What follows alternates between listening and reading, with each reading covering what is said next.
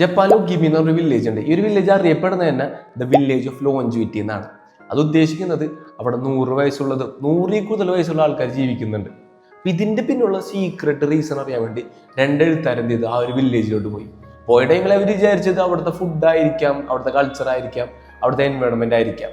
പക്ഷെ അവിടുത്തെ വയസ്സായിട്ടുള്ള ആൾക്കാരെ ഇന്റർവ്യൂ ചെയ്തപ്പോഴാണ് അവർക്ക് മനസ്സിലായത് അവരൊരു പ്രിൻസിപ്പിൾ ഫോളോ ചെയ്യുന്നുണ്ട്. ചിറാബാച്ചോടെ എന്ന് പറഞ്ഞൊരു പ്രിൻസിപ്പിൾ ഫോളോ ചെയ്യുന്നുണ്ട്. അത് ഉദ്ദേശിക്കുന്നത് treat everyone like A brother even if you have never met dum before. ഇതേപോലെ തന്നെ അവർ ചെറുപ്പം തൊട്ട് യു ഇമാറോ പ്രാക്ടീസ് ചെയ്യുന്നുണ്ട്. യു ഇമാറോ എന്ന് പറയുന്നത് team work, helping each other, community corporation. അതേപോലെ തന്നെ അവർ കുറച്ച് ഹാബിറ്റ്സ് ഫോളോ ചെയ്യുന്നുണ്ട്. അവർ സ്ട്രോങ് ആയിട്ടുള്ള ഫ്രണ്ട്ഷിപ്പ് എപ്പോഴും മെയിൻറ്റെയിൻ ചെയ്യും.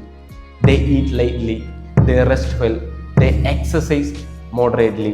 പിന്നെ മെയിൻ റീസൺ ഇക്കിഗായ് എന്ന് പറയുന്നത് the reason for living, the purpose for living.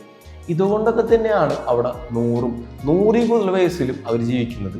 അതുകൊണ്ട് തന്നെയാണ് ഒഗിമി എന്ന village the village of longevity എന്ന് അറിയപ്പെടുന്നത്.